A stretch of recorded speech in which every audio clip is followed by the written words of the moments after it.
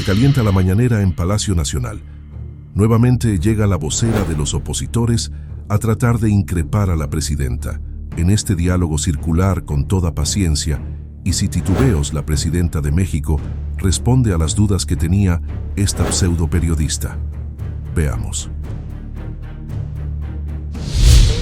Falso, absolutamente falso, no es cierto.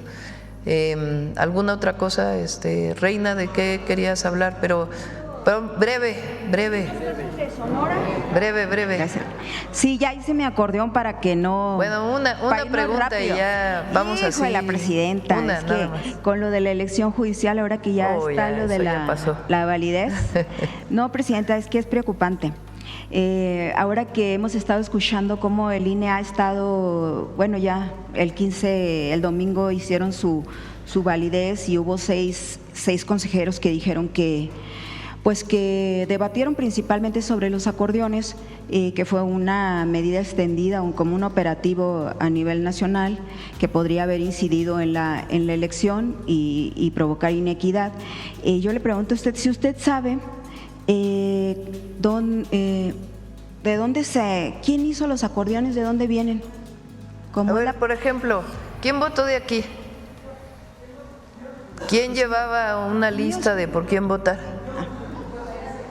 ¿Cuántos votos eran de las boletas? A ver, vamos a hacer la cuenta. En la primera eran 10. A ver si nos pueden decir cuántos cuadritos había que poner el número. Todo. Eran 9. ¿Cuánto? 38. A ver, vamos a hacer una encuesta aquí. ¿Quién dice que llevó un acordeón para un… O sea, a ver, vamos a ver, allá atrás, ¿por qué llevabas una lista de… o quién te hizo la lista? No, nadie, yo hice mis propias… ay, espérame tantito, estoy conectada. Ya, perdón. Lo que yo hice fue meterme al INE a investigar el Revisa, Conoce y Practica, muchísima información, y yo lo hice como un mes antes. Todos los días me di a la tarea de revisar, analizar, y entonces empecé a compararlas. Hay una parte en donde dice las propuestas, empecé a comparar las propuestas y ya después hice mi lista. Llegué a votar, fui la primera de mi casilla porque la abrieron tarde, pero me tardé como 27 minutos. Sí, no era tan sencillo, pero sí necesitabas llevar una hoja con tus datos, porque si no, mi memoria es muy mala. Pero en el INE había una liga de Conoce que si hubiéramos entrado, hubiéramos visto que la podíamos hacer con antelación, y ese mismo programa te mandaba a imprimir. A ver, vamos a darle el micrófono a la Pero usted compañera. sabe a quién se le ocurrió hacer los acordeones. Pues es que cada quien llevaba su lista de por quién Cada votar. persona, pero había, Pues sí, de hecho hay porque eran 38 cargos, ¿no? pero hay Entonces era muy 37. difícil aprenderte el número para poder poner el numerito. ¿Usted a qué atribuye 9 boletas en el caso de… ¿A qué atribuye, la Ciudad presidenta, de que el 90%, si no es que según los datos que dieron el domingo los consejeros, que el 90% de los candidatos que figuraron en los acordeones fueron los que ganaron? No, pero a ver, es que fíjate, porque te voy a poner un ejemplo. A ver, pon el resultado de la votación. Mira, por ejemplo, en nombres, o sea, Hugo Aguilar Ortiz tuvo 6.195.612 votos. Él venía en los acordeones. 6 millones. Su Ahora, el siguiente tiene 3 millones de votos. El siguiente, ¿cómo se llama? Giovanni Azael Figueroa Mejía, tuvo 3.6. Si todo el mundo hubiera votado por los mismos, pues hubieran tenido todos los mismos votos. Pero según los datos que ya sacaron, el 80% Por eso, de los pero a ver, que ganaron… ¿cómo me explicas esto?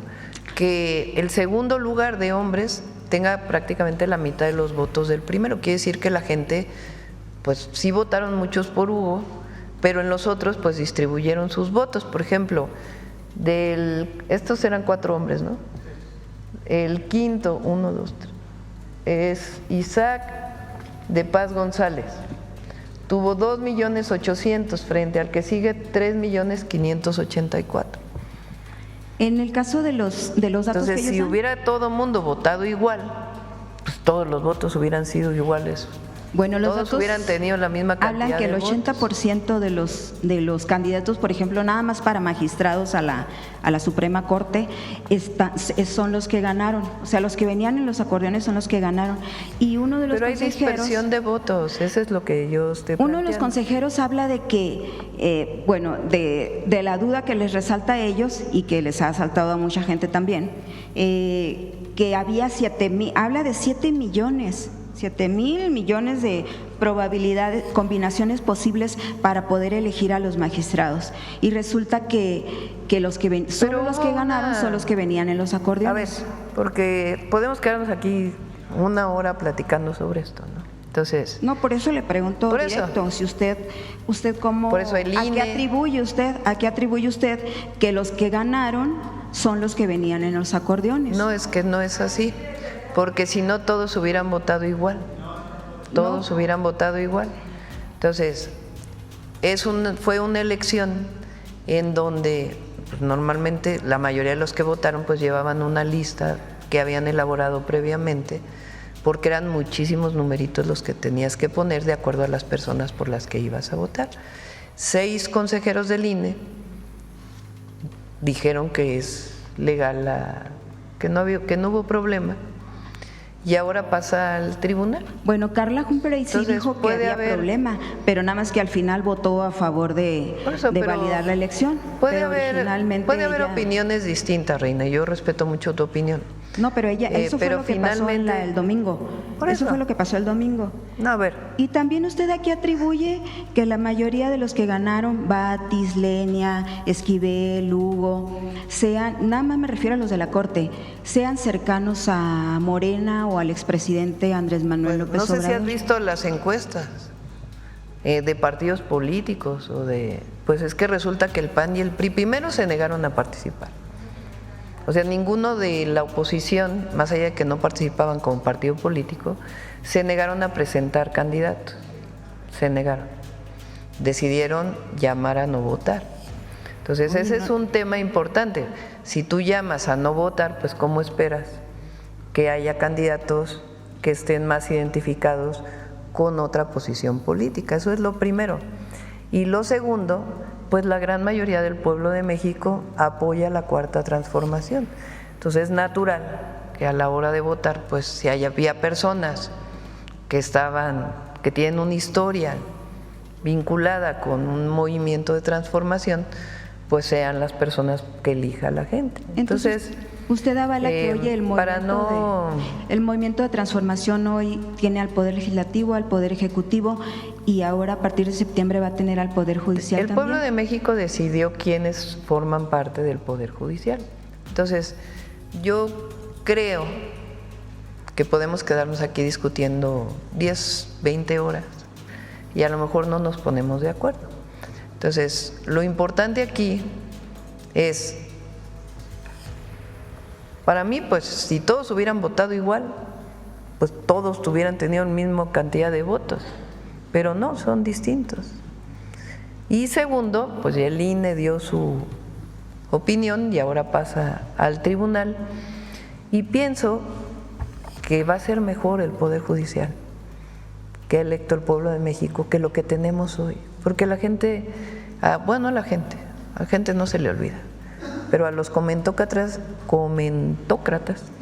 se les olvida mucho, y a algunas personas, la corrupción del Poder Judicial. A mí La no se me corrupción actual del Poder Judicial, A mí que no se me liberan olvida. delincuentes, Al pueblo no se le olvida que eso. no, por eso. El Entonces, pueblo lo sabe. va a ser algo mucho mejor, Y ahorita que lo que usted decía, tenemos hoy. Presidenta, que Hugo, que ha estado escuchando a Hugo, que está ofreciendo pues justicia, y escuchaba que usted decía que él habló de que va a ir a, bueno, escuché también que lo dijo él, que va a ser algo así como una corte itinerante. ¿Usted está de acuerdo con, Pues con algo así? es un planteamiento que él hace y lo van a tener que decidir entre los nuevos ministros y ministras. Me parece bien que la Corte deje de ser un ente allá en la estratosfera que no tiene comunicación con el pueblo. Me parece bien que las ministras y los ministros pues tengan acercamiento con la gente. Presidenta, usted habla ahorita también de que, bueno, son afines porque pues fueron los que postularon candidatos para para integrar el nuevo poder. Ellos se postularon. Ellos se postularon y bueno, ahorita ya ve que desecharon a 33 porque por cierto, el comité no tiene ninguna responsabilidad ahí de que pasaron a 33, que no sacaron ni 8, no tenían ni el promedio o sea, ni siquiera revisaron el requisito mínimo, pero eso es aparte. Lo que le quería preguntar es, en el caso de Hugo, ¿usted cree que Hugo Aguilar, ya como magistrado, presidente de la Suprema Corte de Justicia, como ministro, presidente de la Suprema Corte de Justicia de la Nación, se resista o se niegue a tomarle el teléfono a usted o al Poder Legislativo? Lo más importante es que yo no le voy a hablar para orientar ninguna votación. Pero hasta ahorita ningún presidente de México se ha resistido a hacer eso. AMLO lo confesó aquí, que cuando tenía un problema pues le hablaba y quería agilizar un caso, le llamó en varias ocasiones a Arturo Saldívar. Usted todavía le quedan 5 años, entonces vamos a ver cómo. ¿Pero usted cree que él se pueda resistir? Lo más importante, Reina, es que este cambio que hay en el Poder Judicial no es para que la presidenta tenga poder sobre el Poder Judicial. No luchamos tantos años por la democracia y no hicimos la elección al Poder Judicial o no la propusimos la elección al Poder Judicial para que acabáramos dándole instrucciones al Poder Judicial. Nuestro interés es la autonomía del Poder Judicial, que realmente haya un Estado de Derecho en nuestro país, que no ha habido, porque hemos tenido una Corte muy corrupta, no todos, pero muchos ministros muy corruptos, sí, y jueces, y magistrados. Entonces, lo más importante es que hoy tenemos jueces, magistrados y ministros y juezas, magistradas y ministras elegidas por el pueblo y que lo que buscamos es que sean realmente garantes de la justicia en nuestro país, que haya justicia para el rico, para el de la clase media, que haya justicia para el pobre, sobre todo, que nunca ha tenido acceso a la justicia. Eso es lo que va a ser el nuevo Poder Judicial. Entonces, ¿habrá quien no esté de acuerdo? Pues por lo menos que le den el beneficio de la duda. Pero se colaron también gente relacionada, esa señora en Monterrey, la señora de Monterrey, Carla Humphrey, también hablaba de uno que incluso tiene en de Sonora, para acabarla de molar, que está ahí denunciado por acoso. Juez o que haya sido. Ya lo validaron. De hecho, yo había propuesto que fuera antes, ¿verdad? Pero si hay alguno que no tiene las condiciones, pues ahí está el tribunal electoral, ¿verdad? Porque no todo lo decide la presidenta. Presidenta, y Hugo Aguilar está diciendo que que no quieren la toga ahora. Esas cosas tan, no sé, que se va a vestir que es indígena y que se va a vestir cada día con un traje típico. ¿Qué tiene de malo eso? No está de malo, pero con la necesidad de justicia que hay en México, Presidenta, perderse en cómo me voy a vestir para estar ahí Pues enfrente. tú lo estás planteando, porque tú misma estás planteando el debate de si es la toga o es el traje típico. O sea, pero si él nunca se vistió de traje típico, los 6 años que yo lo conocí con AMLO siempre traía guayabera. ¿Por qué antes no usó un traje típico? Bueno, vamos a dejarlo aquí, Reina, pero eso no es lo peor de Hugo, Presidenta. Vamos con mujeres en la historia. Pero los yaquis nada más me hablaron para decirme, oye, si Hugo fue el que hizo la consulta aquí y tienen problemas. Por cierto, le quería preguntar eso, o quieren que le pregunte la inseguridad que tienen ahorita, que el acueducto no está funcionando. Vamos a ir para allá pronto. ¿Qué está pasando con el plan de justicia? Vamos a ir para allá pronto y estar un Mastache ahí trabajando muy de cerca.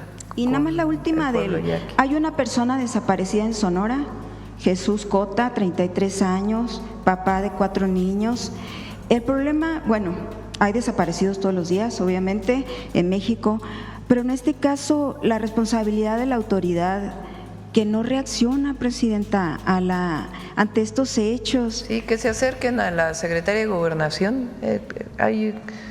La verdad ha hecho un trabajo extraordinario Rosa Isela en muchos temas, pero en particular en el vínculo con todos los colectivos de personas desaparecidas, y que se acerque aquí a Atención Ciudadana o a la Secretaría de Gobernación para que podamos apoyar. O sea, en Sonora pues ya ve que Durazo anda ocupado ahorita porque le hicieron chanchullo, por cierto, en lo de la elección judicial, se le voltearon ahí, ganaron los que él no quería y los tuvo que despedir. Y está ocupado en otras cosas, entonces… No, es un muy buen gobernador.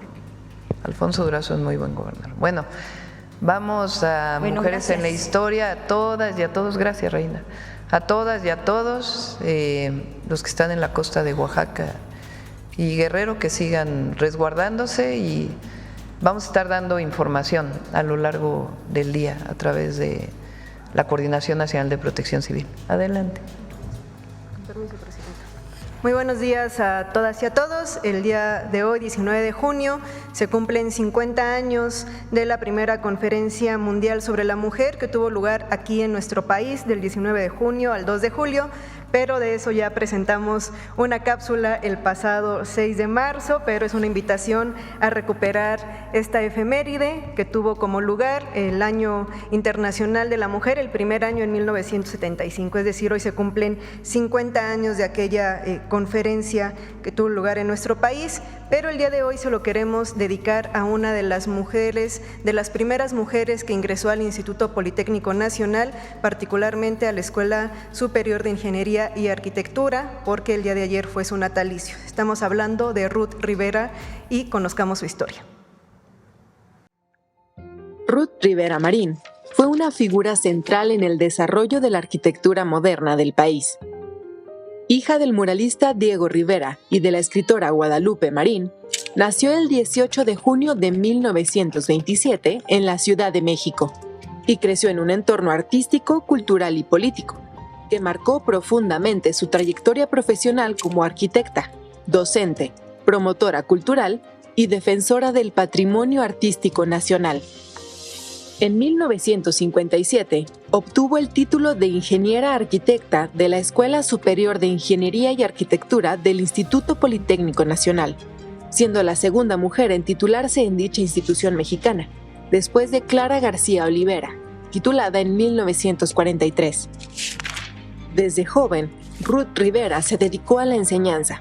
Comenzó a dar clases de artes plásticas en escuelas secundarias de la Normal Superior. Más tarde, fue profesora en la Escuela de Pintura y Escultura La Esmeralda. A partir de 1953 y hasta su fallecimiento, dio clases en la carrera de arquitectura del Instituto Politécnico Nacional, consolidando su compromiso con la formación de nuevas generaciones de arquitectas y arquitectos. Además de su trayectoria como docente, Ruth Rivera colaboró con algunos de los proyectos arquitectónicos más destacados de su tiempo. Participó junto a Enrique Yáñez en el diseño del Centro Médico Nacional y con Pedro Ramírez Vázquez en el proyecto arquitectónico del Museo de Arte Moderno.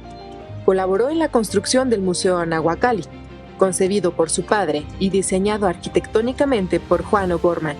También proyectó y construyó el edificio de la Escuela de Pintura y Escultura La Esmeralda de Limba, junto con Alejandro Gaitán. En 1959, fue nombrada directora de Arquitectura y Conservación del Patrimonio Artístico Inmueble de Limba, cargo que ocupó hasta su muerte. Desde ahí impulsó una política activa de preservación del patrimonio artístico nacional, restaurando inmuebles virreinales para albergar museos y escuelas. Ruth Rivera participó además en la creación de la revista Cuadernos de Arquitectura de Limba en 1961, donde se debatían temas de historia, teoría, y diseño. Ella misma publicó textos como Tendencias de la Arquitectura Mexicana, una opinión sobre la integración plástica y Arquitectura Escolar Internacional. En este último artículo, sostenía su visión sobre la función social de la arquitectura. Corresponde al arquitecto como individuo consciente plantearse a sí mismo a qué intereses va a servir. El arquitecto actual tiene que estar ampliamente preparado, conociendo, internándose en su realidad social, para poder cumplir con la labor que de él se espera. Ruth también promovió y organizó encuentros de arte, cultura y arquitectura, como el primer Congreso de Arquitectos de la República Mexicana, que se llevó a cabo en 1965 en la ciudad de Guanajuato. Ruth Rivera falleció el 15 de diciembre de 1969 con tan solo 42 años. A pesar de su muerte temprana, su legado abrió camino a nuevas generaciones de mujeres en la arquitectura mexicana y se convirtió en un referente del pensamiento crítico, el trabajo interdisciplinario, el compromiso social y la preservación del patrimonio nacional. Ruth Rivera Marín, para ella la arquitectura no era una disciplina ajena a los problemas cotidianos. Ella, junto con otros arquitectos, fue promotora de la arquitectura social, dando prioridad a la funcionalidad. En la primera mitad del siglo XX, cuando ejerció su profesión, Ruth vinculó la arquitectura con la educación. No podía haber un proyecto educativo sin espacios adecuados para los estudiantes, las y los estudiantes. Maximizó así el aprovechamiento de los espacios escolares. El resultado, la construcción de cientos de escuelas de educación básica también en espacios rurales y urbanos, con un costo bajo que permitió garantizar el derecho a la educación, herencia de nuestra Revolución Mexicana. Muchas gracias. Buen día.